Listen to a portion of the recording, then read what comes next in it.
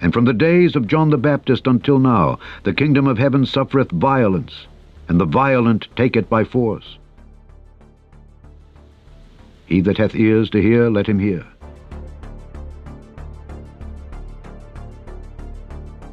Do you have a message for the non-Jewish world, Rabbi? That it will be peace for all the world by performing all the 7 mitzvahs of the Messiah. Do you feel that we've entered a messianic age, Rabbi? Do you feel that we entered the age of the Messiah, Rabbi? Long ago. Long ago. Long ago. Worden der Rambam, Abishar Sayid kommt zu gehen zu Anitim und sagt dem Herr Zechaim bis Mechuyev in alle 7 mitzvahs, mit alle Seere Protim, das ist schlechte mitzvahs, Litzamam Mechazal in Chulun, Vekayetze Bezeve Chulu, darf nechet sagen, a de musste in die Kaim sind der Pfarrers Aseio der Ewigste angesagt.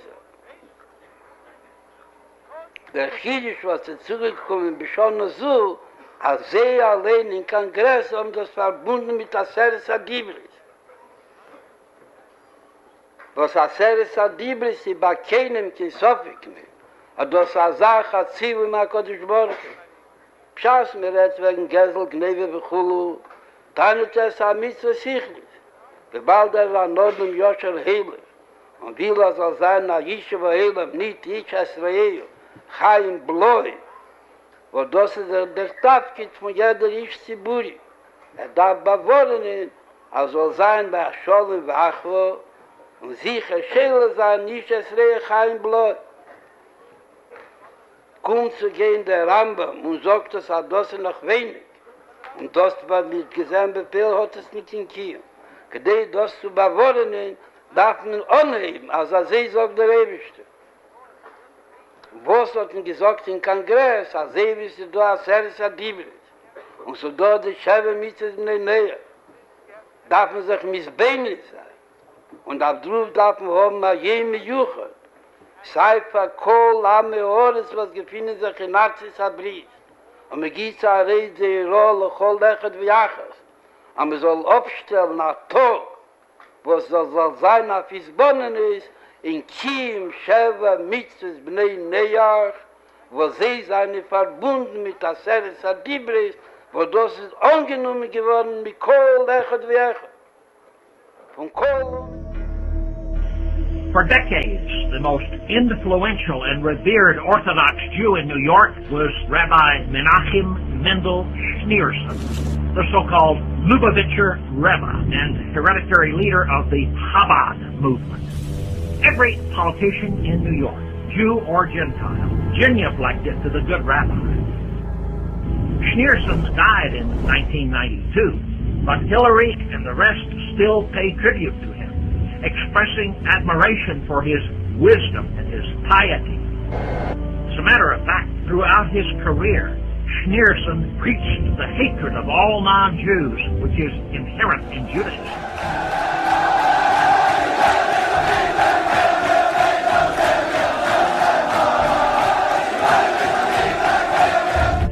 Other Orthodox Jews, such as Joseph Lieberman, are reticent about the more invidious aspects of their religion. In fact, they will simply lie to you about it if you question them. But Rabbi Schneerson wasn't reticent at all.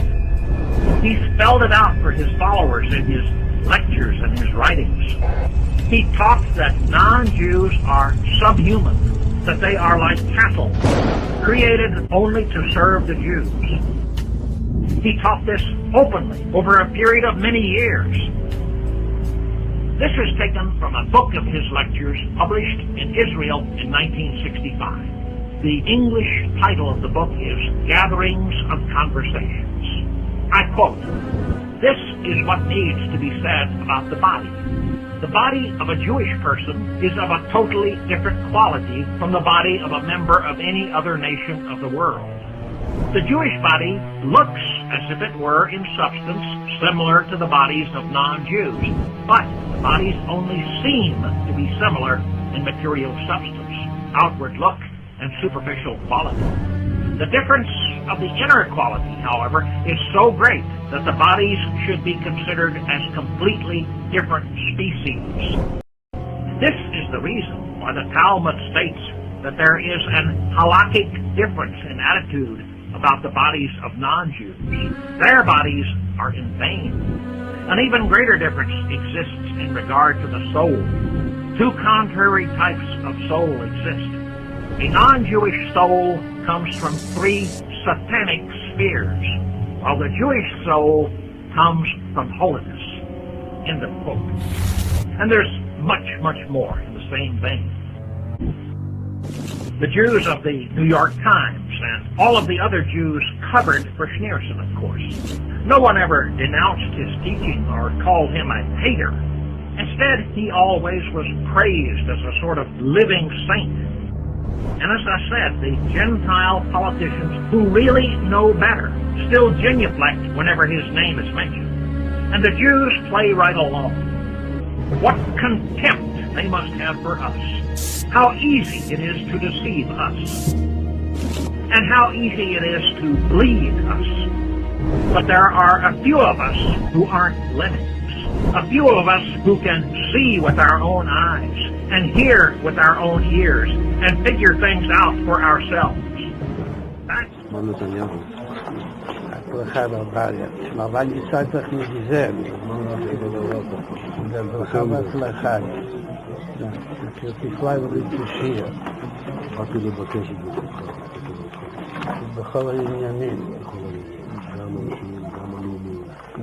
מה שישראל לאחרונה זאת מתצו כמה עניינים. מה שרואה עוד, וגם משהו שעדיין משאיר ליבו. אז הייתה משהו במה ידיעתו. הכנראה שהיא מספיק, שהיום כבר כמה שעות בגין ועדיין ליבו. אבל יש עוד כמה שעות, Now, they are building their own kingdom. It's the Jewish earthly kingdom with headquarters in Jerusalem, where their AI Messiah will be, and they're going to rule the world through the law. You know, it will be international, one law. One religion, basically, Luciferian religion. So yes, in a Talmud, this is the Jewish earthly kingdom, and this is why the Zionist Christianity have embraced Kiliism, and this is how Jews and Christians are getting together, and Christians are so deceived, thinking that they are working for the good thing, for the Jews, like they're helping the Jews. The Jews are supposed to get this kingdom. Yet this is Zoharic doctrine, and it does not have good intention. As I said, that they want to rule the world, they want to get Gentile riches, and they want to rule the Gentiles. They don't consider Gentiles fully human beings, and in fact, as an end game, they have this strange doctrine, Adam Kadmon doctrine, which Adam Kadmon originally was, according to Zohar and Talmud, he was androgynous. You know, Adam, like he wasn't male, or he was male, female in one body, and this is why you see this transgender agenda today, and there are laws, very serious laws, passing in Alberta, Canada. Is Zionism behind the transgender movement? Yes, it gets its origin in Zionism, and it gets its origin in the Talmud, Zohar, and Kabbalah. It's a Kabbalistic doctrine of Adam Kadmon, which is eventually they have this doctrine called Tikkun Olam, repairing the world. Tikkun Olam. Yes. So how do they want to repair the world? They want to bring it to the original. Who was original Adam? He was androgynous. So now they're putting specific things in food and drink, and they're basically their end game is to make humans that on Earth that will survive whatever it is they're bringing androgynous. The 2030 Agenda for Sustainable Development promises to make human rights real for everyone, everywhere. It has 17 goals, and gender equality cuts across all of them. Gender mainstreaming has been the key strategy to achieve gender equality since Beijing. But what exactly does gender mainstreaming mean, and how do we implement it? The 2030 Agenda is very clear. There can be no sustainable development without gender equality. The Universal Noahide Code encompasses the principles of United Nations Sustainable Development Goals 2030 Agenda. The UNDP Gender Equality Seal is an innovative and rigorous certification program that answers these questions. It's based on the insight that for gender mainstreaming to become a core strategy, we need to transform the way we conduct our own business. The seal establishes standards to guide senior managers in linking gender equality at the workplace with development results. In many areas, the current rate of progress is too slow to achieve the SDGs by 2030.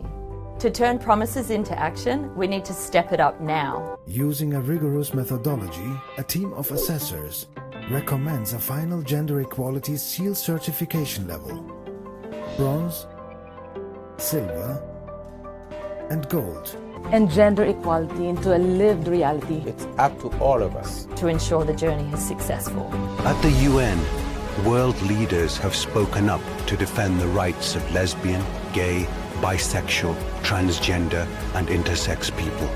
I think that Wonder Woman really is a beacon of hope for gender equality all over the world. Celebrities from around the world have added their support. And I think that it's very easy to relate to such an iconic character for boys and girls. And I think that it's a very important thing that we're doing here today. The way to break through, it seems to me, really one of the only ways these days is through the arts. UN country teams have launched or are planning national free and equal campaigns.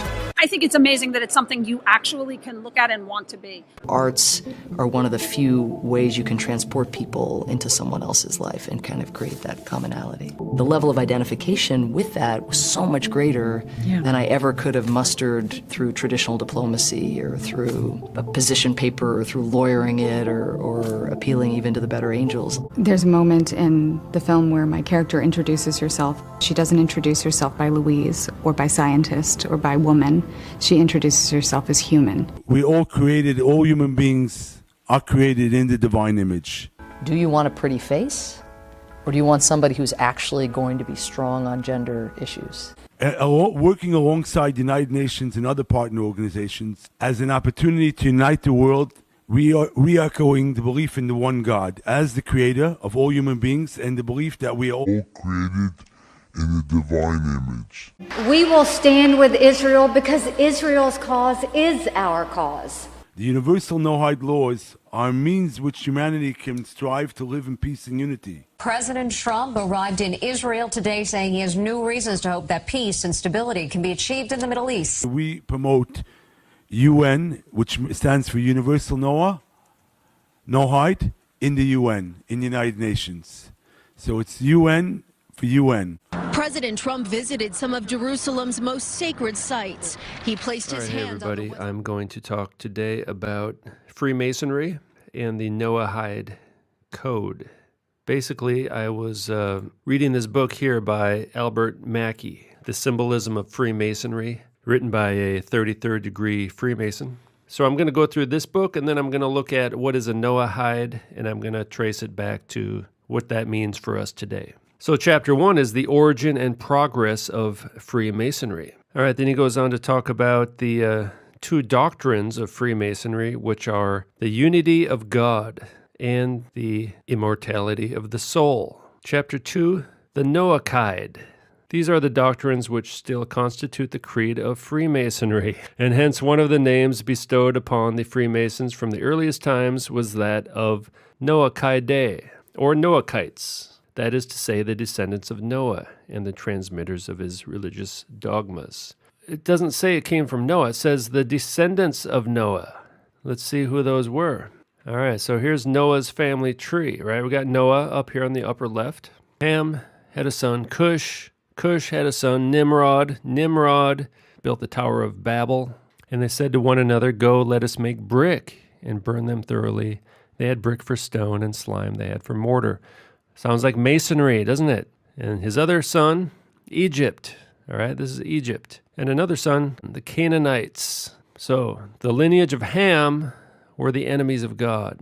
But they are technically descendants of Noah. Freemasonry came from the descendants of Noah. And then it says here, all the deities of pagan antiquity, however numerous they may be, can always be reduced to the two different forms of the generative principle, the active or male and the passive or female. Hence the gods were always arranged in pairs, as Jupiter and Juno, Bacchus and Venus, Osiris and Isis. But the ancients went further, believing that the procreative and productive powers of nature might be conceived to exist in the same individual. They made the older of their deities hermaphrodite and used the term the man-virgin to denote the union of the two sexes in the same divine person. What's the unity of God? The male and the female combined into one body, the hermaphrodite God. Elsewhere, I have very fully alluded to the prevailing sentiment among the ancients that the supreme deity was bisexual or hermaphrodite, including in the essence of his being the male and female principles, the generative and prolific powers of nature. This was the universal doctrine in all the ancient religions. They all taught that God, the Creator, was both male and female. In Kabbalah, a hidden meaning is often deduced from a word by transposing or reversing its letters, and it was in this way that the Kabbalists concealed many of their mysteries. Lancy applied this Kabbalistic mode to the Tetragrammaton when he found out that IHOH being read reversely makes the word ho-hi. So basically he's talking about reading the word backwards may reveal the true name of God.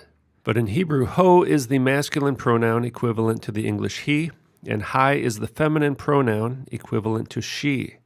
And therefore the word ho-hi, literally translated, is equivalent to the English compound he, she.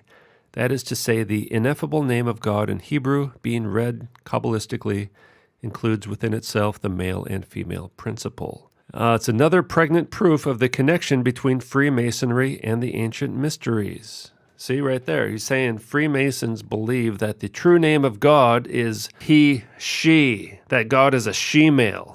They're calling God a ladyboy right here, all right? And here perhaps we may begin to find some meaning for the hitherto incomprehensible passage in Genesis.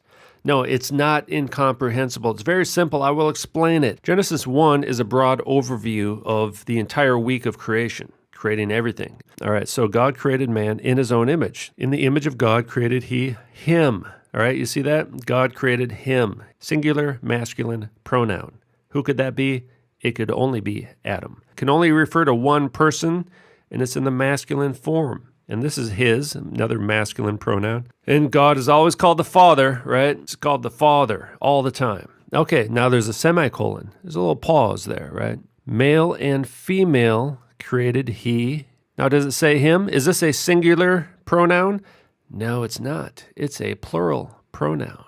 Them is talking about more than one person. Well, who could that be? Well, maybe one male and one female, perhaps. Him referring to one person in the masculine, them referring to two people, one male, one female, two people. Now, if this word here said him, we'd be in a lot of trouble, all right? But it says them, right? Male and female created he, them. And this is not the complete story of the creation of Eve. We get that in chapter 2. God did not create Eve in his own image. God created Eve out of the raw materials of Adam. Created Adam in his own image. He created Eve, but it's just not in his own image. The all-seeing eye is another and a still more important symbol of the same great being. The symbol of universal nature among the Egyptians was the right-angled triangle, of which the perpendicular side represented Osiris, or the male principle, the base Isis, or the female principle, and the hypotenuse, their offspring Horus, or the world emanating from the union of both principles. So Horus is a tranny, all right? The eye of Horus is the symbol of the androgyne, which the Masonic institution assumed at the building of King Solomon's temple, in consequence of the union at that era of the pure Freemasonry of the Noahide. Okay, now there's these people here, the Noahides, right? From previous videos, we saw this represents the male and female combined into the androgynous God and the androgynous human. So they have 7 laws, all right? Now, this is not Torah. This is what they call the Noahide 7 laws that were given to Noah orally. Now, there was a covenant of the rainbow given to Noah, but this is not it. They've changed it. Included in this are the details of God's directive for all Gentiles to observe their 7 Noahide commandments. It all begins with recognizing the perfect unity of the Creator. There we go, unity, right? What does unity mean? Male and female combined. Modern Noahidism. 7 commandments, 7 laws only, and remaining commandments do not apply to them. This means that Noahides may not observe Sabbath, study Torah, except for the 7 laws, which are not part of Torah, all right? And the rainbow is the modern symbol of Noahidism, all right? This is their symbol. We've seen that before, haven't we? We know who uses this symbol nowadays, right? Noahide website. Now, here's an article on gay marriage, but within this, now they say that they're anti-gay marriage, although, with their rainbow flag and all, I kind of doubt that. But within this article here, it says, in the first marriage ever, Adam and Eve were initially created as a single, two-faced body. The single being was split in two, a man and a woman, and then reunited in matrimony. In the world of souls, the partition and reunification of the male and female components of individual souls occurs continually. Celebrating diversity was conceived as an opportunity to unite the world by re-echoing the belief in one God as the creator of all human beings and the belief that we are all created in the divine image. What's the divine image? The male and female hermaphrodite God. This is the true meaning of harnessing diversity among different cultures. This is the foundation for our organization's goal, which to work alongside the United Nations and other partner organizations with hopes of promoting human rights and development and protecting freedom of religion. Well, their religion, 7 universal laws of Noah are means by which humanity strives to live in unity and peace. The laws of Noah, or the Noahide Laws, are comprised of 7 universal laws, biblical binding upon all humanity. In 1991, a joint resolution of the United States Congress called its principles the bedrock of society from the dawn of civilization, without which the edifice of civilization stands in serious peril of returning to chaos. What is a Noahide? Definition: a Freemason who has taken the 21st degree of the Scottish Rite. 2. Freemason. Albert Mackey says Freemasons come from the Noahides. So basically the Congress said that Freemasonry is the bedrock of civilization. Okay, now this is from the IsraelNationalNews.com. The Noahide Laws, a universal code for peace and unity. It says here, all descendants of Noah, which means all of humanity, are required to follow these laws. Gentiles who actively follow the 7 laws of Noah are called B'nai Noach, or Noahides. Sometimes they are referred to as righteous Gentiles or the pious among the nations. The Noahide laws were given to Moses and also preserved by the sages of the Talmud. All right, now here's the Jewish Institute for Global Awareness. Government leaders encourage adherence to the 7 Noahide laws. The universality of these principles and global import was recognized in 1982 by President Ronald Reagan, when he spoke of the eternal validity of these 7 Noahide laws as a moral code for all of us regardless of religious faith. Proclamation on the National Day of Reflection, April 4th, 1982. 7 years later, 1989, H.W. not only proclaimed that these biblical values, they're not biblical, all right? Freemasonic values are the foundation for civilized society. A society that fails to recognize or adhere to them cannot endure. And you think these people are clever, right? Because we're all descendants of Noah. So they're saying that the entire world has to follow the laws given to Noah since we're all descendants of Noah, right? So legally, we're all bound to this law. Both the Senate and the House of Representatives of the United States Congress in 1991 on a bipartisan basis further recognized how this historical tradition of ethical values and principles of Freemasonry upon which our great nation was founded. All right, there it is right there. United States Congress admitted that the United States was founded on the principles of Freemasonry, all right, have been the bedrock of society from the dawn of civilization when they were known as the 7 Noahide Laws. The American Congress understood how the most recent weakening of these principles has resulted in crisis that beleaguer and threaten the fabric of civilized society. Thus, they warned us that without these ethical values and principles, the edifice of civilization, oh, like the Tower of Babel? Yeah, that was a pretty good one, huh?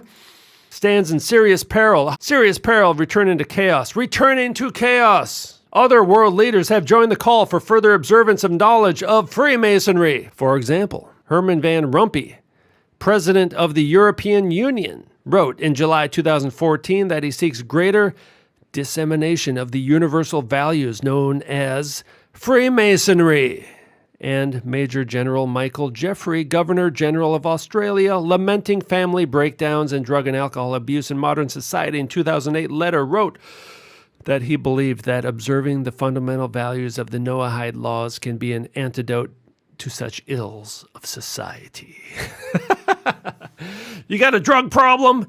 Freemasonry. Here's your new big book. Prohibition of idolatry. Well, you might say, well, that sounds just like the Bible. Well, it kind of does sound like the Bible, right? The problem is that the Jews believe Jesus is an idol. They're going to call that idolatry.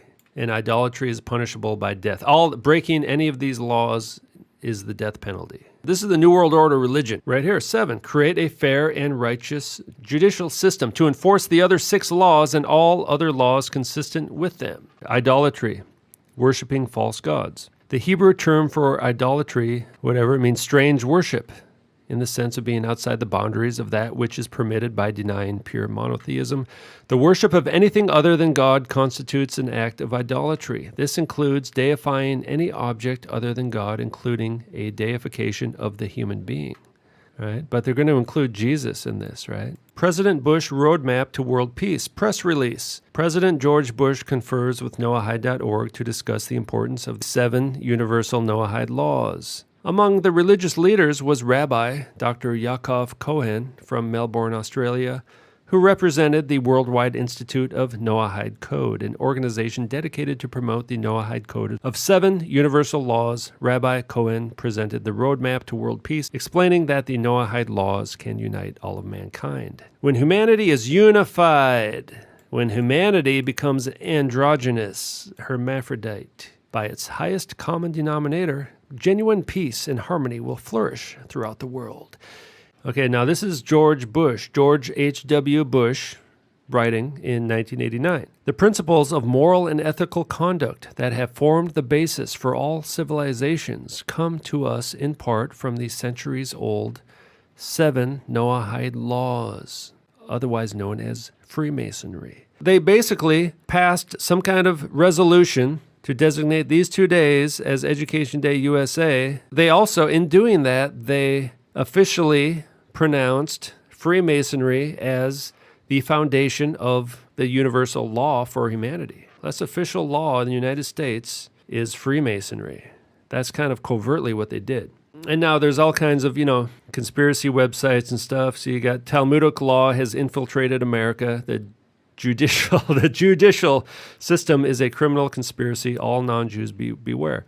They're going to use this to bring back the guillotine. Part of the laws of the Noahides are, if you break the 7 laws, death by beheading with the guillotine. Moses, our teacher, was commanded by the Almighty to compel the world to accept the commandments of the sons of Noah. Anyone who fails to accept them is executed.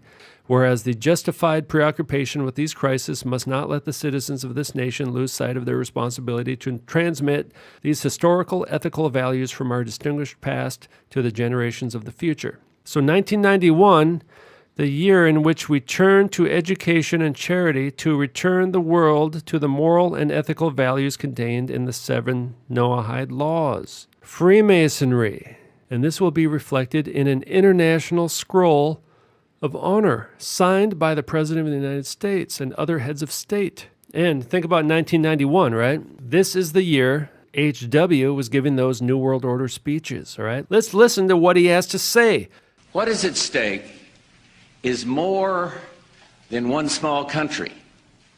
It is a big idea, a new world order, where diverse nations are drawn together in common cause to achieve the universal aspirations of mankind, peace and security, freedom, and the rule of law. Such is a world worthy of our struggle and worthy of our children's future. The law. He was talking about exactly what it says here, returning the world to the law of the Noahides, making Freemasonry the law of the entire world. Of the divine image, it's something they talk a lot about. It seems to be one of the most important things about the Noahide laws and their beliefs. All right, now here's something by Manly P. Hall called Man, Grand, Symbol of the Mysteries, Thoughts in Occult Anatomy. All right, so basically they think man is a microcosm of the macrocosm, that we have to go through a process called alchemy to change our body to be in harmony with the spirit of the universe. And we're going to go to chapter 3, the mystery of the three worlds, macrocosm and the microcosm, the great man of the Zohar, the race of the androgynes, the future state of man. What kind of mutation? A transmutation by the mysteries into a celestial nature. All right, the material nature transformed into a spiritual nature. All right, now he quotes Eliphas Levi, who drew the Baphomet picture. With one hand, the divine image put back the sea, while in the other it raised up continents and mountains. Now this divine image is the same term that the Noahides use. Everyone nowadays is talking about the Noahide laws, and one of their core ideas is that people were created in the divine image. And we're going to see what this divine image actually is. It said, "Let us make man, and thus man was made." There is nothing so beautiful in the masterpiece of any poet as this vision of creation, accomplished by the prototype of humanity. All right, the prototype of humanity. Hereby is man but the shadow of a shadow, and yet he is the image of divine power, the image of divine power. He can also stretch forth his hands from east to west. To him is the earth given as a dominion. Such is Adam Kadmon, the primordial Adam of the Kabbalists. Such is the sense in which he is depicted as a giant, and this is why Swedenborg, haunted in his dreams by reminiscences of the Kabbalah, says that entire creation is only a titanic man, and that we are made in the image of the universe. So here's androgynous Adam. If you want to transvestigate Adam a little bit, according to the Kabbalah, you will notice the Zionist flag. Pyramid pointing up is male, pyramid pointing down is female. Combined, it's the divine androgyne, the perfect man. All right, here's the Noahides. The androgynous symbol here, the two triangles, one up, one down. You got the peacock, right? That's the same as the Azoth. And here's the rabbi, the Noahide rabbi, meeting with the United Nations, UN at the UN. Universal Noahide at the United Nations. That's their slogan. Insights into the Noahide laws through the light of Torah and Chabad philosophy. Well, this should be Kabbalah or Talmud. Every person is created with a divine image. The worlds of the spiritual and the physical are not in conflict. Their ultimate purpose is that they be fused together, with the physical being permeated by the spiritual. All right, that's alchemy. A wonderful harmony, achieving both in the individual and in the world at large. Man is a microcosm of the macrocosm. This imitation can only take place through the performance of the divinely given Noahide commandments. Oh, really? How come these Noahide commandments are not in the Bible at all then? You know what I'm saying? Now, this is a book called The Symbolism of Freemasonry, illustrating and explaining its science and philosophy, its legends, myths, and symbols by Albert Mackey. All right, he's another one of these 33rd degree Masons. 1869. He says that Freemasons are Noahides. It's the same thing. Noahide, okay, or Noahide, the descendants of Noah and the transmitters of his religious dogmas. which were the unity of God, which means the androgyny of God, and the immortality of the soul.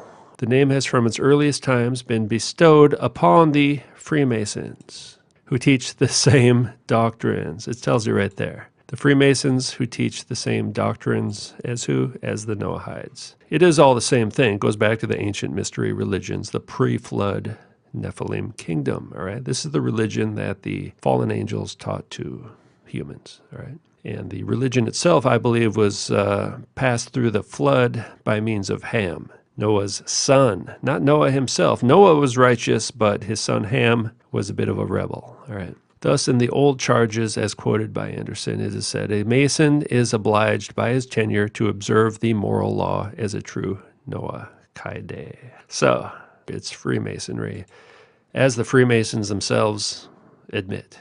And here's the Tetragrammaton, 4 letters, the 4-lettered name of God in the Hebrew language, which consisted of 4 letters, commonly but incorrectly pronounced Yehovah. As a symbol, it greatly pervaded the rites of antiquities and was perhaps the earliest symbol corrupted by the spurious Freemasonry of the pagan mysteries. Kabbalistically read and pronounced, it means the male and female principle of nature, the generative and prolific energy of creation. Here we have again the widely spread symbolism of the phallus and the yoni, or their equivalent, the point within a circle, and another pregnant proof of the connection between Freemasonry and the ancient mysteries. So God created man in his own image. In the image of God created he him. Male and female created he them. Plural pronoun. They could not have been in the image of I-O if they had not been male and female. The Torah or Bible begins with the creation of man in the book of Genesis. When Adam was created in the divine image, the rabbis teach us that Adam was the prototype. Same exact word found in Masonic literature. An example for each and every individual to follow. One person is equivalent to an entire world. These laws, the 7 Noahide laws, are a basic possession of humanity, for the human being is, to use the biblical phrase, created in the image of God. That is to say, fitted to imitate God, and this imitation can take place only through the performance of the divinely given Noahide commandments. So basically what this means, translated, it means we must become androgynes to perfectly imitate the androgynous God. It's the Baphomet right here. Solve coagula. The partition and reunification of the male and female components of individual souls occurs continually. This is describing the Baphomet, an individual person reuniting their male and female components. All right, this is from chabad.org. Now, this is not from some ancient piece of literature, all right? This is just a regular website for normal, everyday Jewish people. Marriage. And God created man in his image. In the divine image, he created him, male and female, he created them. Thus, the Torah describes the creation of man. Implicit in this description is the fact that at creation, male and female were one entity. Obviously, male and female, he created them. Well, no, because as I've said many times, them is a plural pronoun talking about more than one person. And in this case, in context, the only logical explanation, he's talking about Adam as the male and Eve as the female. Therefore, you use the word them, but they're trying to change the definition of this word them. They're getting rid of words like he and him. They're going to replace it with them. A single individual with 2 faces. Aha. And alchemical symbolism. 2 hermaphrodites. 16th century and later. Regeneration and rejuvenation. Dissolving and coagulating. The Antichrist or Luciferic hermaphrodite and the Mercurial hermaphrodite. Well, there's 2 types. Antichrist, Mercurial. Mercury. It's the same thing though, right? You got the 2 heads, male, female head. You got this dragon, the wings, right? You got the winged entities, the dragon, the wings, the sun on top, the light, dragon, wings, hermaphrodite. It's the same thing. The God-man. The man has become God again. All right, so that's the goal right here. All right, so that's the great work. That's the philosopher's stone. That's androgynous alchemy. That's our job, according to Kabbalistic Judaism. Freemasonry is to change ourselves back into the image of God, back into the divine image. The Noahide laws will focus on changing into the divine image, as well as the Equality Act or the Androgyny Act. All right, they're creating laws to turn us into this guy right here that you see in front of you. We can all live.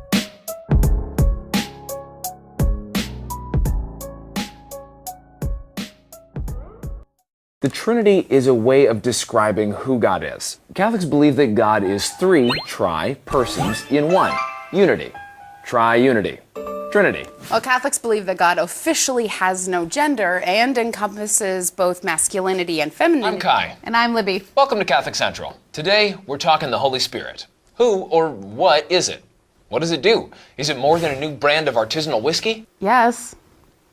First and foremost, Catholics believe that the Holy Spirit is God as the third person of the Trinity. So traditionally a he, not an it. Although Catholics believe the Holy Spirit is neither male nor female. God is not male or female. This is something many Christians don't want to touch.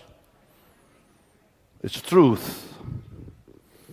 When God created Adam, he was both male and female in one. The God of the Bible is marvelous and transcendent, without beginning, without end, rightly called in Judaism the Ein Sof, the Infinite One. Because the Zohar challenges our understanding of God and dares us to transform ourselves. It shatters childish theological images and discovers a God called infinity, Ein Sof. Ein Sof, God as infinity, transcends gender and personality. But in the realm of the Sefirot, the 10 qualities of God that we'll explore a little bit later, in those Sefirot, God is female and male. Shekhinah. This is the shape of the letter Shin, Hebrew alphabet Shin. Very interesting letter in the language. It's the first letter in the word Shaddai, the first letter in the word Shalom, first letter in the word Shekhinah, which is the name of the feminine aspect of God. Here we are, standing in your presence, Shekinah glory come down. Hello and welcome back to the Groundbreaker International YouTube channel. In this video, I want to talk to you about the Shekinah glory of God, the manifest presence of God, and some deep meaning within the words Shekinah and glory and what that means. It's a little bit different, I think, than we imagine sometimes. So I wanted to bring this teaching to you today because I believe that the church needs a greater understanding of the true meaning of the glory of God. Mr. Spock, everybody thought he just made that up. Right. But actually that is one of the letters of the Jewish alphabet. So this is Jewish Kabbalah. This is magic. When he did this on Star Trek, he literally was causing every person who was viewing that program to become participant in a Jewish Kabbalistic ritual. That's called the letter Shin in the Jewish alphabet. So that wasn't something that the creators of Star Trek made up. That actually was an occult symbol that Leonard Nimoy came up with there.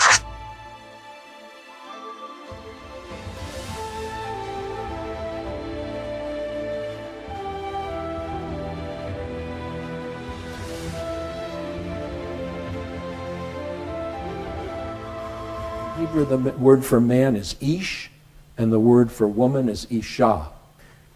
Now, what happened? What happened? What do you mean? God took the side of the man, fashioned it into a woman, brought her to the man who looks at her and says, "This is flesh of my flesh and bone of my bone." If you take that seriously, literally, this is bone of my bone and flesh of my flesh. Why? Because she was already there. Where was she? They were attached side by side. Why couldn't they meet each other? Because they were attached side by side. If you're attached side by side, you can't have a relationship where somebody is over against you. So there had to be some notion that the first Adam was created masculine and feminine, a two-sex being? Because Adam is two, male and female. He's not a single person. They may rule. Adam is a they may rule. And then verse 27. So God created Adam in his own image. In the image of God, he created them. Male and female, he created them. Surprise, surprise, folks. Adam's not a singular person. Adam is male and female, them.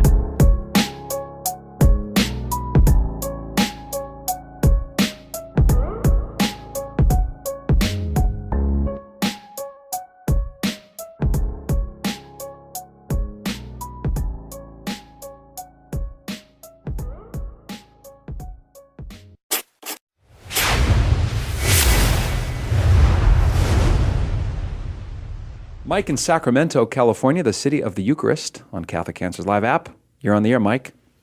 Hi, how you guys doing? Great, welcome. I'll ask my question real quick. I live in California, so I like to visit all the old Catholic missions. Right on. And I recently went to some of them, and they some of the artwork in there had the all-seeing eye in the triangle. Okay. And I was always taught growing up that was a satanic occult symbol, and I didn't know why it was in the church. I thought Jimmy might know. Yeah, it's not a satanic symbol, it's a Christian symbol. It represents the eye of God.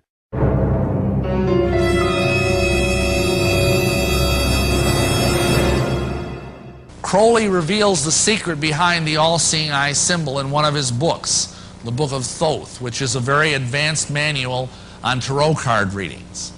And this is the eye of Lucifer. But believe it or not, it corresponds to a human organ that, for lack of a more delicate term, we'll call the rectum, which is kind of ironic when you think about it, that this represents Lucifer.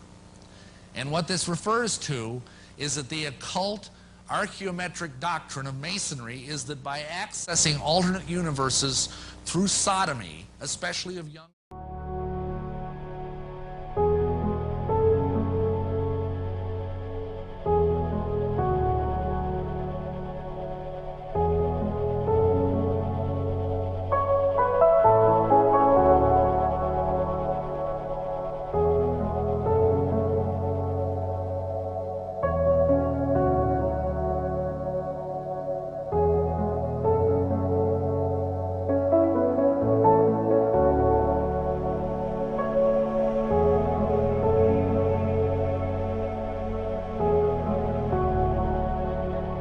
Tremendous energy is harnessed in the sexual act between a man and a woman.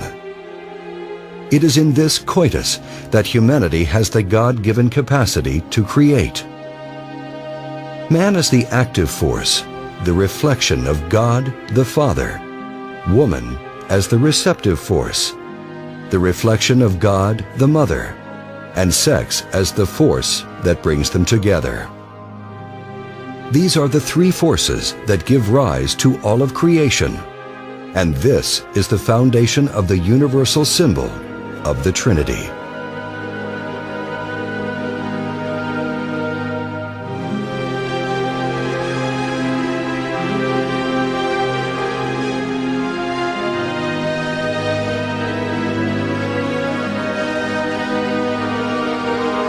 The Trinity is a unity of three that express as one.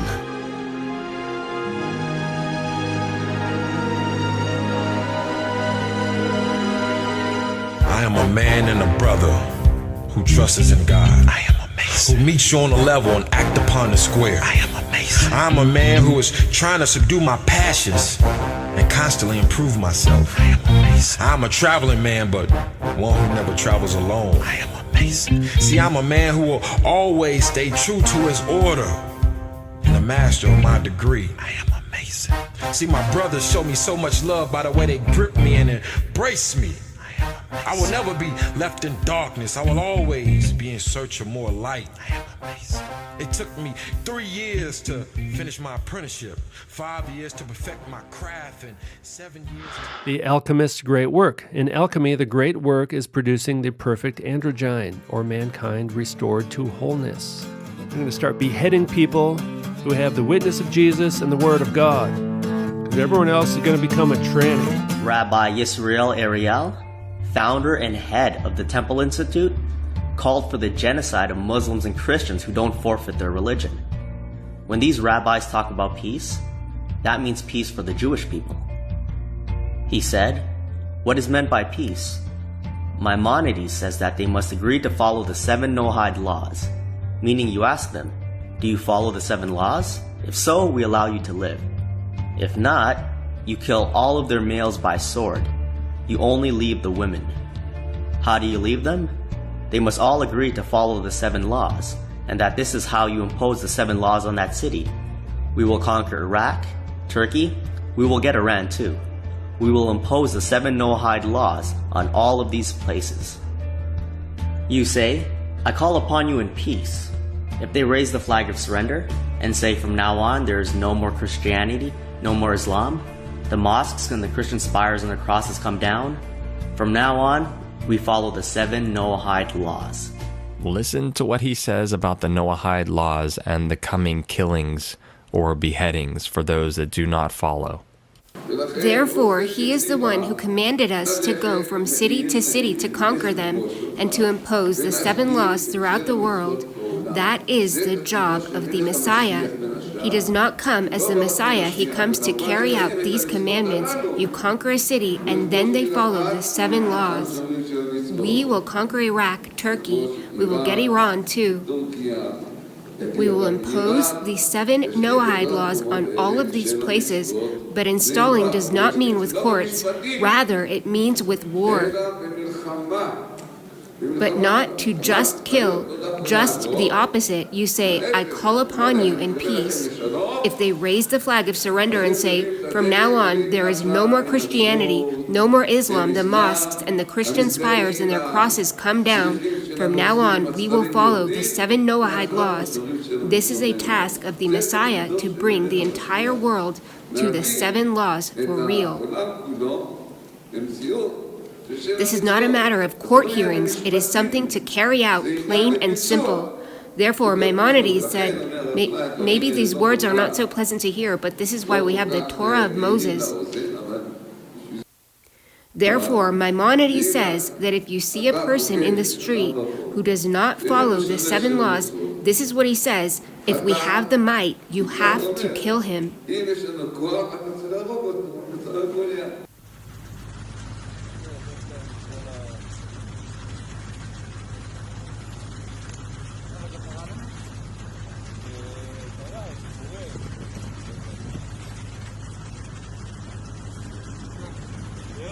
So that's straight from the horse's mouth. If you see someone on the street, again, if you're trying to escape on the street and this person is breaking the 7 Noahide commandments or the categories, and Sabbath is one of them, and you have the willpower to kill that person, you are to kill them. In 2013, the UN also had a historic documentation supporting the 7 Noahide laws. Again, this is from UN.org. You can see towards the bottom here, Rabbi Yaakov Cohen, head of the Institute of the Noahide Code, which sponsored this conference, said, "On this day, people from all over the world gathered on behalf of the laws of Noah. Their observance is required so that the vision of the United Nations to have a settled and civilized world filled with the economic justice and righteousness will prevail." Just a couple years earlier, in 2007, you have this document from the Vatican, Commission for Religious Relations with the Jews, the delegation of the Holy See's Commission for Religious Relations with the Jews. They state that Jewish tradition emphasizes the Noahide covenant as containing the universal moral code which is incumbent on all humanity. This idea is reflected in Christian scripture in the book of Acts. Now, you know that I've covered the Vatican a lot, and it is my firm belief that the elite in the Vatican and the Pope are somewhat like the John the Baptist of the Antichrist, and they are one and the same with the elite Zionists. And there's in fact a lot of evidence that the Vatican has wanted to control Jerusalem for quite some time. So all these things play together. Wailing Wall is a sacred remnant of the Second Temple, a place where God's presence still lingers. But this narrative falls apart under historical and archaeological scrutiny. The structure commonly revered today is, in truth, a surviving wall of the Roman military compound known as Fort Antonia, not the Holy Temple. The actual temple stood to the south, built over the Gihon spring, a requirement for temple purification rituals, which the Roman compound did not meet. The protruding rock beneath the dome of the rock, often mistaken for the foundation stone of the temple, was in fact the central part of Fort Antonia. In other words, the Jews today are not praying at the remains of God's temple. They are praying at the wall of a Roman fortress. But the deception goes deeper. The rituals performed at the Wailing Wall are rooted not in biblical faith, but in the 13th century occult system of the Kabbalah, as elaborated in the Zohar and further mystified by the Hasidic movement. The supposed divine presence they seek at the wall is not the God of Abraham, Isaac, and Jacob. It is the Shekhinah, a feminine emanation in Jewish mysticism.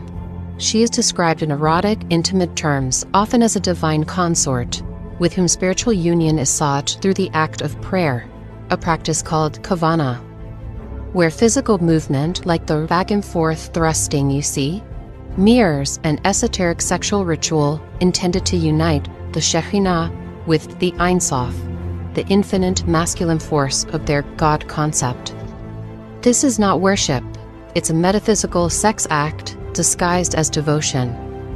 It is an inversion of divine truth, rooted in mysticism that Scripture calls an abomination. And this is where it collides with our politics. Nearly every major political figure, presidents, prime ministers, global influencers, must perform their rite of passage at the Wailing Wall, hands pressed against stone, heads bowed in reverence. They are not just pondering to voters or honoring tradition. They are knowingly participating in an occult ritual, submitting themselves at the very seat of the synagogue of Satan. Scripture is unambiguous. In Acts 17:24, it says, God does not dwell in temples made with hands. Much less would he dwell in a Roman fortress surrounded by rituals that glorify a false god and mystical union. It is spiritual prostitution. Our leaders are not just shaking hands with global powers. They are shaking hands with the devil. Now, moving forward a little bit in time, we have our own President Trump being called on by the Sanhedrin to uphold the 7 Noahide laws.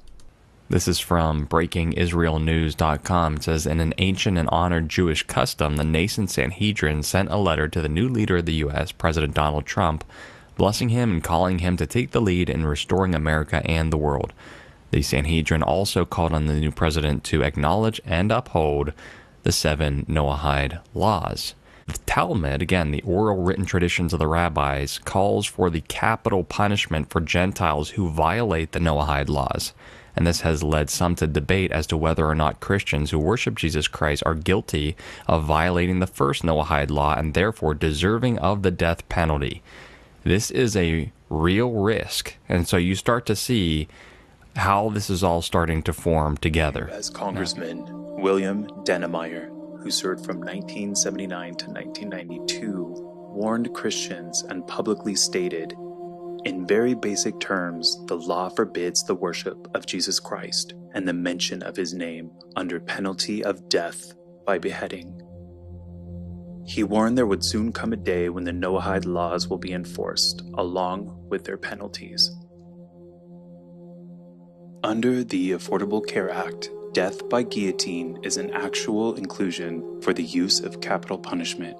Just as the Noahide laws were classified under an education bill, death by beheading by guillotine is classified under Medical Code ICD-9 E978 under legal execution.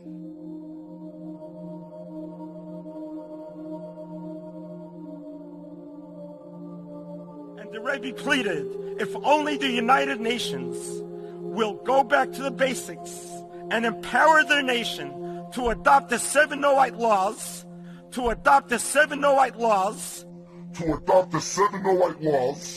then this world would be a very different world. Death by firing squad, electrocution, or poison gas Under a new rule filed by the Trump administration, these methods can now be used to carry out executions for federal death sentences, in addition to lethal injection. Very much in favor of the death penalty. We have to bring back the death penalty. They have to pay the ultimate price. Death penalty. Bring it forth. Again, the words death penalty, death penalty, death penalty, death penalty. From no penalty to death penalty. The death penalty. The death penalty. It's called the death penalty, okay? Two ultra-Orthodox members of Prime Minister Netanyahu's coalition have introduced a bill that would punish believers for sharing the gospel of Jesus with prison time.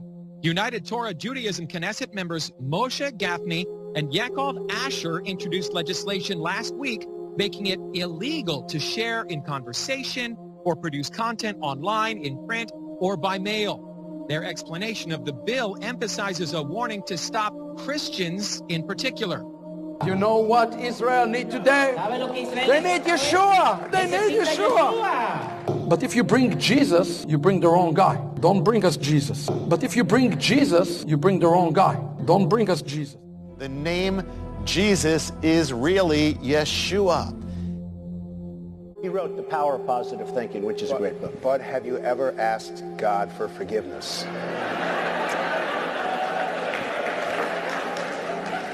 I'm not sure I have. I just go and try and do a better job from there. I don't think so. I think if I do something wrong, I think I just try and make it right. I don't bring God into that picture. I don't.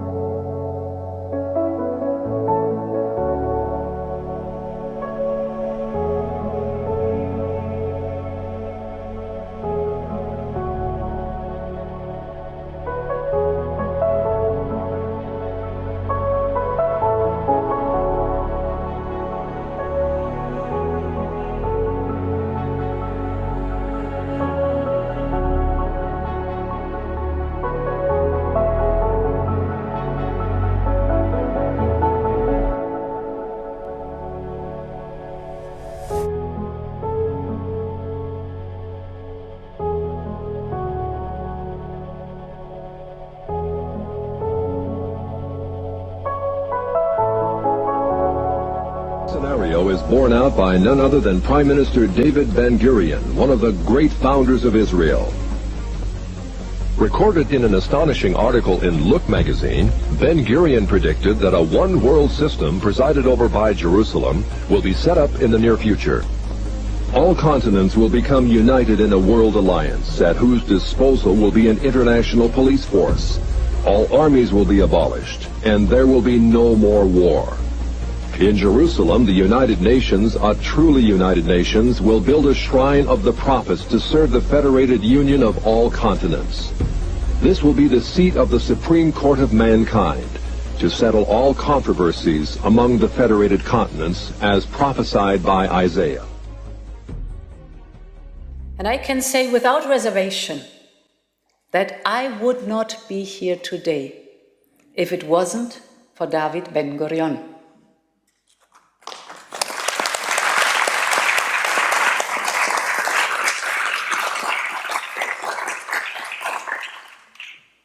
As long as I can think, I was convinced of two very simple facts. First, there is no Europe without European Jews. And second, Europe and Israel are bound to be friends and allies, because the history of Europe is the history of the Jewish people. Europe is the values of the Talmud, the Jewish sense of personal responsibility, of justice, and of solidarity. A goy that learns Torah must be executed. That's what it says. Or a goy that kept the Shabbat must be killed. Why they hate us so much? Because if I would be a goy, How wouldn't I get offended when I open up the book, clearly, black on white, it says, I love Jacob and I hate Esau. Or the juice for me is like the water, and the goyim for me is the drops that stick to the bucket. That when you throw it, when you bring water from the well, the water is the Jews, and the drops are the goyim. Or it says that when you have a weight on a scale, the weight is the Jew, and the crumbs that fall over the ears, the 1 gram in a corner, it's the goyim. So many examples. Or it says, you are my children. I chose you from all the nation to be mine. Do not imitate the Gentiles. Don't eat from their hand. Don't marry them. Don't give your son to their daughters or your daughters to their son, because they'll remove you away from me. Don't follow their God. Destroyed everything they have. Purify the land from their impurity and so many bad things. They read about it. What do you expect? So there are 2 kinds of goyim.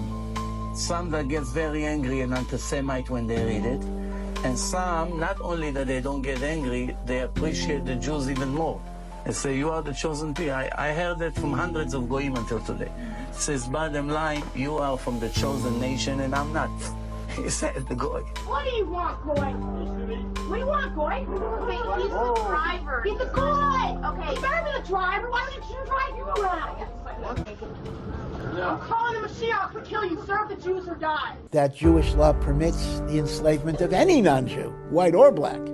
That's another question which got raised. But that has nothing to do with racism. That's just a heter that we are allowed to enslave non-Jewish populations, perhaps to bring them to mitzvos, bring them to Torah and the like, but it's not a black thing. The value of every Jew count like many, many other goyim in his spiritual value. Even you take righteous goyim and you put them compared to 1 righteous Jew, 1 Jew can be equal like thousands of righteous goyim. If you put them on a scale, spiritually. אז כן, מה כתוב? זה מה שאני לא מבין. כתוב שאתם קרואים אדם,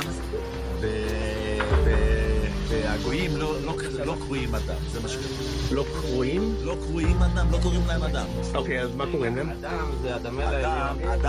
אדם הוא בן אדם שהוא שונה מהבהמה. אם הבן אדם עושה את מעשה הבהמה, אז הוא כמו הבהמה, מה זה שווה? כל בן אדם צריך לשלוט על עצמו. זה היהודים שולטים על עצמם. יצר אומר להם לעשות דבר והם לא עושים, אז הוא בן אדם. אוקיי, אבל יש מישהו שהוא לא יהודי שעושה מה שצריך, הוא בן אדם או לא בן אדם? צריך לעשות דברים נורמליים, בדרך כלל עושים, הם יכולים להרוג אנשים שלא רואים אותם. זה כל הגויים הם איך קוראים? שנייה, אדוני. בהמות? אם אין להם ציבור. אדם זה על שם אדם אל העליון. אדם זה כביכול אדם אל האלוקים. אוקיי? זה פירוש אדם. אנחנו הפכנו את זה, זאת אומרת העם הפך את זה, האדם בן אדם, כמובן אתה בן אדם, אתה צריך להתנהג כמו בן אדם, אבל בעיקרון זה על שם עליון. אדם זה אדם אל העליון, וכיוון שאנחנו בנים של אלוקים, אז הוא קרא לנו בני אדם. עכשיו, הגויים מה שאין, כן? אלוקים עשה אותם בשביל שיעשו פה... בשביל לשרת את היהודים. כל הגויים שאתה רואה שיש בעולם, המיליארדים האלה, הם הכל רק שהיהודים יהיה להם איזה תועלת. עכשיו, אנחנו לא רואים את זה, אנחנו לא יודעים בדיוק. היות ואנחנו בגלות, אז אוטומטי עדיין הם עוד לא משרתים אותנו לגמרי, רק חלקית. כל אחד יהיה לו, אז כל אחד יהיה לו... יהיה לו גם... 2,800 גלנים. בינתיים, המשיח לא כאן, אז איך הם משרתים אותנו? הם בונים לנו רכבים, דירות, בניינים, חשמל, הם בונים את זה. למה? משרתים את היהודים. אבל יש גם יהודים שעושים את זה. Сегодня кому-то не нравится, что он будет в числе 2800 рабов. Тебе это не нравится? Не будешь. Тебя просто прикончат. Честь удостоиться быть в 2800, то надо принять на себя 7. Это ни в коем случае нельзя испытывать негативных чувств к еврею, никакой ненависти. Понимать, что это народ Бога, который приносит в мир добро. I explained that the war of Gog and Magog, the final stage, will be only 12 minutes. The Western nation, the Christian nations, and the Islamic world will have a feud among themselves. The script has already been written. Gog and Magog, which is the last final war, where there will be Avnei el-Gavish, as the prophet says, raining down on the enemy. Avnei el-Gavish are meteorites. The war of Gog and Magog is the last war. It's the final war. It's after the battles and the problems with the Persian king. And that is a war against the Jews alone. That is a war where all the nations will gang up on us. And why will they gang up on us? They will gang up to take away Yerushalayim from us. So what that means is that not everyone will survive. And as I said earlier, of the entire world's population, 2/3 will disappear. And when we say that, we mean everyone, even amongst us. First off, before Mashiach comes, there's going to be a war called Gog and Magog. The war of all wars. This war is going to the prophet Zechariah chapter 14. If anyone wants to get really, really scared, go to the prophet Zechariah chapter 14. It describes a nuclear war that destroys the world. It tells you how people are going to melt, the eyes are going to spill like liquid. So the point is that Zechariah says that this war initially is going to destroy 2/3 of the population. So you have 8 billion people in the world. Right off the bat, 6 billion are gone. You have 6 billion idol worshippers who makes God angry every second of their life. Indian, Chinese, Japanese, Tibet, Nepal, Thailand, so many. India alone is 500 million. China is 2 billion. So many, 2 billion Christians, which are idol worshippers.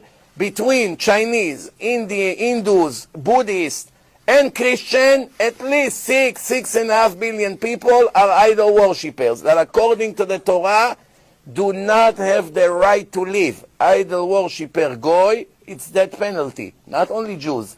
Even a goy who bow down to an idol, who believe in JC, deserve death penalty. We're told that nations will go to war against Jerusalem.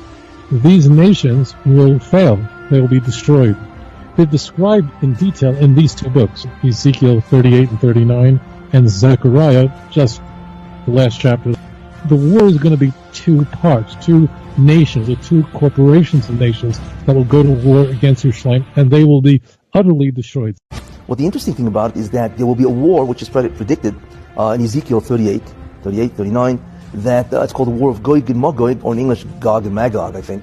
And that war is a messianic war. It's a war against the Mashiach and the Jews, because the nations of the world realize that the truth has arrived and that their time is over. And this will be the last attempt to recapture Israel and try to restore their former glory. Then at that war, the Mashiach, when David arrives, that's when he comes in. He enters the stage and he wipes them all out. Just one match can ignite a world war, and it can start from Europe. They are Christians against the Muslims. Millions of Muslims want to conquer France and Germany, but God is bringing them back. It's all happening. The nations will kill each other, and we will remain. You come say, it is possible for every bomb to be targeted to hit a non-Jew and not a Jew. It is possible for every bomb to be targeted to hit a non-Jew and not a Jew. There's a war of Gog and Magog. First one, as the Chavetz said, was 100 years ago, World War I. Second one was World War II. And we're on the cusp of the third one. But the purpose of all of these wars, of the Gog and Magog war, is to get everything into its correct order. To bring the Jewish people, to raise us up to the point where we are potentially supposed to be the spiritual leaders of the world, as well as the physical leaders of the world. We need the remaining nations of Esav and Ishmael to fight it out over Israel.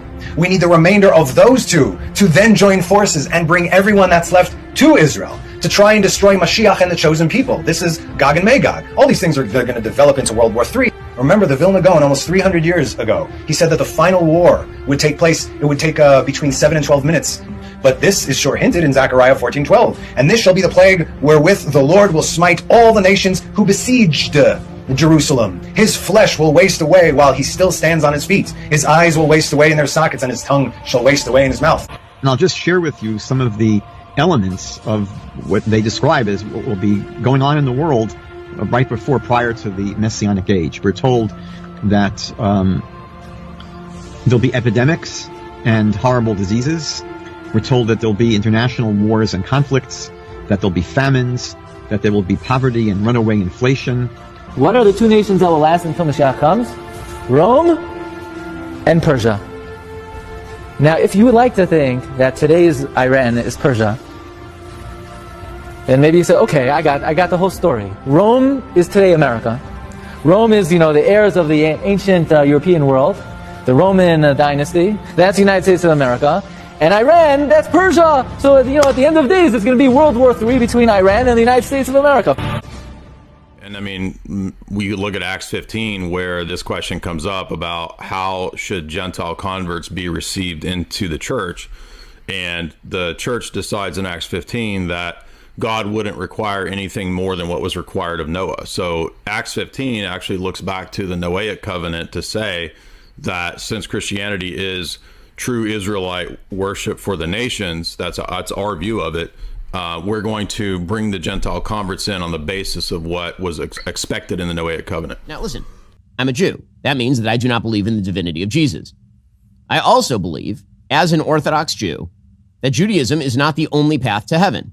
Judaism as a religion is not exclusive, meaning that as long as people who are not Jewish follow 7 basic Noahide laws, and this includes Christians and Muslims, they too have a share in the world to come. And those 7 basic laws are things like no blasphemy, don't commit sexual sins, set up a court of law, make sure that you're not eating flesh from a living animal, stuff like that. Which is why I can say, and frequently do if you listen to the show, that you as a Christian should go to church. It is good for you to go to church. Jews have 7 laws of Noah. That's all you got to do, and you get into heaven. And they're pretty easy. They're great. They're pretty easy. Don't eat an animal while it's still living. Exactly. Should be a no-brainer. Don't kill. Don't kill. Harder for some people, but not others. Don't rape. Even harder for some people, but most are still on the right side of it. I forget what the other ones are. Adultery. Yeah. It's not that hard. And you get to go to heaven. And you'll be right alongside a rabbi. Well, not only that, they're like very reasonable. Yeah, they're not like hard ones to do. No, they're all kind of rooted in natural law. Yeah. No, I read that, and I didn't know what the Talmud was until pretty recently. I'm reading it. I actually think it's really interesting. It's very interesting. But there's this, so one of the commandments, you try to do as many as you can. Some of them are big temple based, so you just can't anymore. You don't have a temple. Not since 70 AD. Boom. They're going to have another one, the Messiah, they say. So those laws will be back. But you try to do as many as you can. They're good deeds and they're bad deeds, but they're all like commandments. 613 of them. Amazing. It's nuts when you We get all know about the arrival of the Mashiach. One day the Messiah would come. We know about Gog Magog, a major war that will take place in the world, which Zechariah 14 describes. Zechariah the prophet, which described 2/3 of the people in the world will be wiped out in moments. We know a lot of things from the prophets and from the Kabbalah and from the Gemara. It will be a massive war in the world.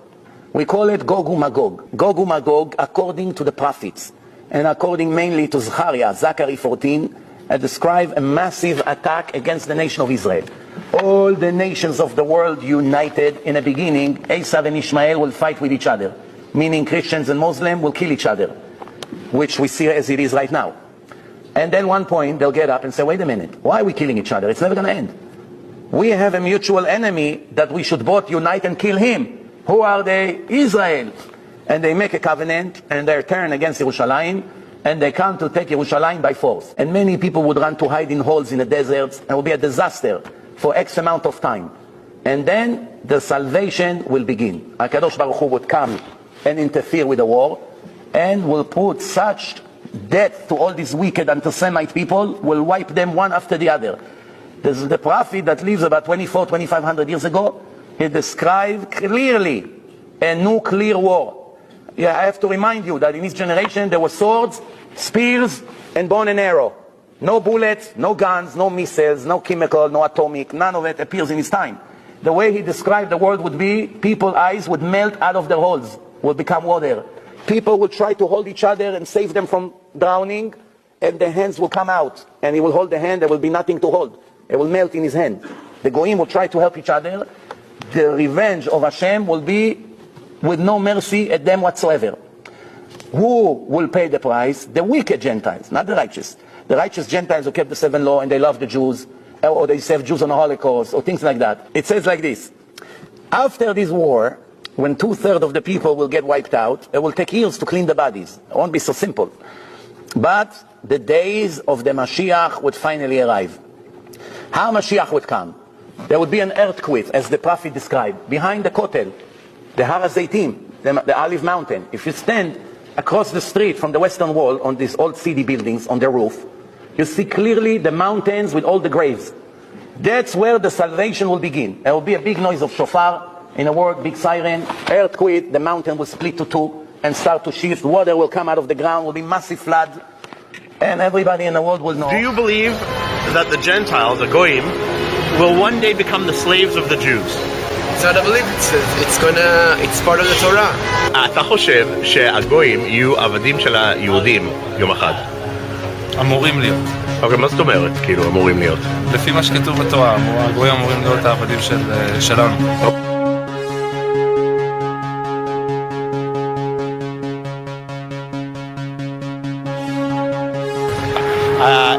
האם אתה מאמין שהגויים יהיו עבדים של היהודים יום אחד? כן, זה כתוב בתורה.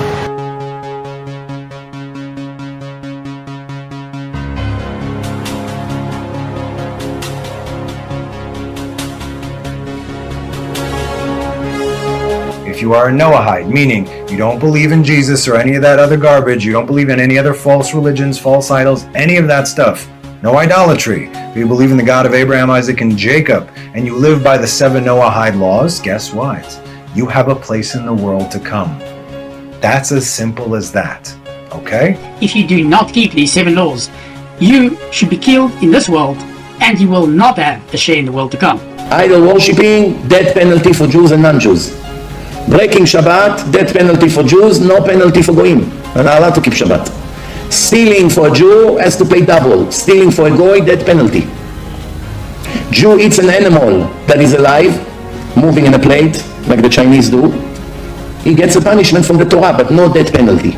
If a Goy eats a mouse that moves in a plate like the Chinese do, with the soy sauce, like this, is moving in a plate, death penalty for the Goyim, for something like that.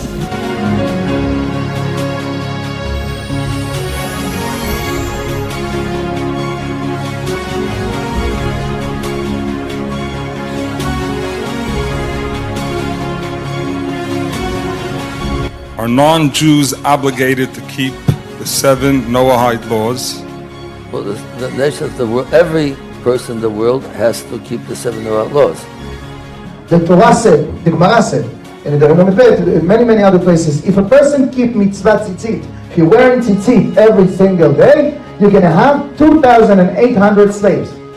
Right? One is going to wash your shoes, one is going to brush your teeth, one is going to brush your hair, one is going to take you an Uber. I mean, we're going to have so many slaves that we don't have to do anything, just to learn Torah. So the rest of the Goyim will be disappear from the world if they didn't do mitzvot, the 7 mitzvot of Noah. When Mashiach comes, what will happen to those people who are neither Jewish nor Noahide? Atheists, agnostics, Buddhism. Idolaters. Yeah, idolaters, right. So, as we mentioned, what happens? A third of the people die straight away. Poof. Idolaters. So now we're talking about Thanos and the whole thing where he just right, like, exactly. Serious? Are you serious? That's crazy. Right there. Wow. That's it. Now I'm wondering if the people who created that movie were Jewish or not. Who knows? Maybe.